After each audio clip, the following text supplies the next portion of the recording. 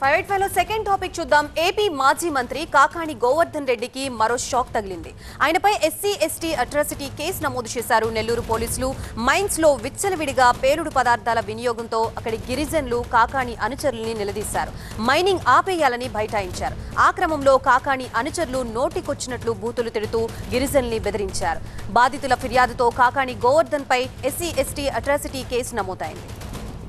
మరోవైపు నెల్లూరులో మైనింగ్ తవ్వకాల వ్యవహారంలో పోలీసులు కేసు నమోదు చేశారు. ఇప్పటికే 2 సార్లు విచారణకి రావాలని నోటీసులు ఇచ్చారు పోలీసులు. కానీ కాకాణి మాత్రం విచారణకి వెళ్లలేదు. ఇవాళ హైదరాబాద్ లో 3వ నోటీసులు ఇచ్చారు. కాకాణి నివాసంలో లేకపోవడంతో ఆయన బంధువులకి నోటీసులు అందజేశారు పోలీసులు.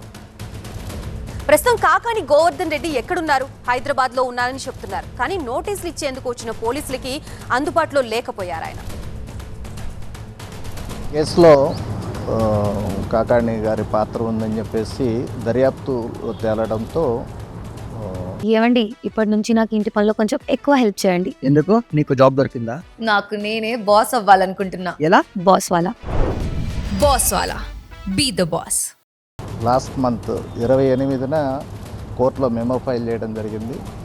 తర్వాత దర్యాప్తులో భాగంగా మొన్న ఎస్సీ/ఎస్టీ సెక్షన్స్ అప్లై చేయడం జరిగింది. ఎస్సీ/ఎస్టీ సెక్షన్స్ అప్లై చేయడం వల్ల నెల్లూరు రూరల్ డిఎస్పీ గారు దర్యాప్తు అధికారిగా ఉన్నారు. వారు ఇచ్చినటువంటి నోటీస్ని ఈరోజు వారి బంధువుకి సర్వ్ చేశాము. ఇదే అంశానికి సంబంధించి మనకి పూర్తి అప్డేట్స్ అందించడానికి మా సీనియర్ కరెస్పాండెంట్ వాసు సిద్ధంగా ఉన్నారు. వాసు, పోలీసులు నోటీసులు ఇస్తూనే ఉన్నారు, కానీ కాకాణి విచారణకి వెళ్లడం లేదు. రేపైనా ఆయన హాజరు అయ్యే పరిస్థితులు కనిపిస్తున్నాయా? ఇటుపక్క ఎస్సీ/ఎస్టీ అట్రాసిటీ కేసుకు సంబంధించి అసలు డీటెయిల్స్ ఏంటి? సర్వేపల్లి నియోజకవర్గం తాటపర్తి గ్రామంలో అక్రమ మైనింగ్ జరిగిందంటూ పోలీసులు కేసు నమోదు చేశారు. మొదటగా 3 మీద ఈ కేసు నమోదు చేశారు. దాంతో A1, A2 ఇచ్చిన కన్ఫెషన్ ఆధారంగా మరొక 7 మంది మీద కేసులు నమోదు చేశారు. ఆ మొత్తం టోటల్గా 10 మంది మీద కేసు నమోదు చేస్తే A4గా కాకాని మీద కేసు నమోదు చేశారు. దీనికి సంబంధించి పోలీసులు ఇప్పటికే కాకానికి 2 సార్లు విచారణకు రావాలంటూ ఇటు నోటీసులు జారీ చేశారు. కానీ కాకాని విచారణకు హాజరు కాలేదు. తాను ఇంట్లో లేని సమయంలో పోలీసులు నోటీసులు ఇచ్చారంటూ కూడా కాకాని చెప్పుకుంటూ వచ్చారు. ఈ నేపథ్యంలోనే ఆయన హైకోర్టుని ఆశ్రయించారు. తన మీద అక్రమంగా కేసు పెట్టారు. ఆ కేసుని క్వాష్తో పాటు బెయిల్ మంజూరు చేయాలని హైకోర్టుని ఆశ్రయించారు. నిన్న హైకోర్టులో సుదీర్ఘ వాదనలు నడిచాయి. ప్రభుత్వం తరపున న్యాయవాది ఇప్పటికే 2 సార్లు కాకానికి విచారణకు హాజరు కావాలని నోటీసులు ఇచ్చాము, కానీ ఆయన విచారణకు హాజరు కాలేదంటూ కూడా వాళ్ళు చెప్పుకొచ్చారు. దాంతోపాటుగా ఎస్సీ/ఎస్టీ అట్రాసిటీ కేసు కూడా తన మీద నమోదైందంటుగా హైకోర్టుకు ప్రభుత్వం తరపున న్యాయవాది చెప్పుకుంటూ వచ్చారు. ఈ నేపథ్యంలోనే హైకోర్టుకు సంబంధించి జడ్జి ఒక సూచనలు చేశారు. ఏదైతే చెప్తున్నారో ఎస్సీ/ఎస్టీ కేసుకు సంబంధించి ఆ కేసు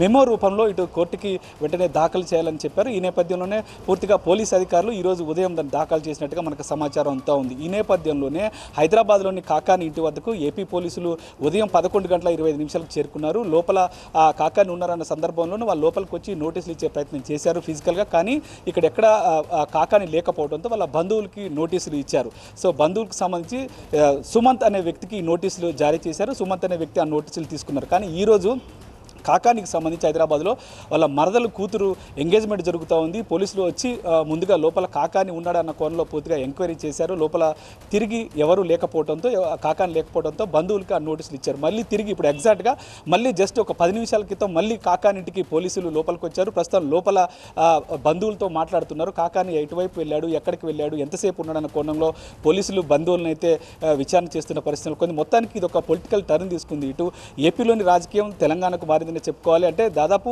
గత 4 రోజులుగా కాకాని హైదరాబాద్లో ఉంటున్నారు. తను చెప్పుకుంటూ వచ్చాడు, పోలీసులు 24 గంటలకు ముందు నోటీసులు ఇచ్చి విచారణకు రావాలంటున్నారు అని చెప్పారు. దాంతోపాటుగా నేను ఇంట్లో లేని సమయంలో పోలీసులు నోటీసులు ఇస్తున్నారని చెప్పిన నేపథ్యంలో పోలీసు ఈరోజు స్వయంగా వచ్చి కాకానికి నోటీసులు ఇవ్వడానికి మేము వచ్చామంటూ కూడా మనకి కొద్దిసేపటి క్రితం డిఎస్పీ చెప్పిన పరిస్థితి స్పష్టంగా కనిపిస్తుంది. పూర్తి స్థాయిలో కాకాని అయితే విచారణకు హాజరు కావాల్సిందని చెప్తున్నారు. అయితే మొత్తానికి ఈ కేసుకు సంబంధించి టోటల్ ఎపిసోడ్కి సంబంధించి రేపు మళ్ళీ హైకోర్టులో వాదనలు ఉన్నాయి. సో రేపు పూర్తిగా ఇటు కాకాని తరపు న్యాయవాదులు వాదనలు వినిపించేందుకు సిద్ధమవుతున్న పరిస్థితులకు ఉంది. ఎందుకంటే ఈ ఎస్సీ/ఎస్టీ అట్రాసిటీ కేసు లేటెస్ట్గా పెట్టారన్న నేపథ్యంలో బెయిల్ని అడ్డుకోవడం కోసం ఈ అట్రాసిటీ కట్టారని కాకాని ముందుగా వాదిస్తున్న పరిస్థితులు కొంది. ఈ నేపథ్యంలోనే రేపు హైకోర్టులో ఈ టోటల్ ఎపిసోడ్కి సంబంధించిన వాదనలు జరగనున్నాయి.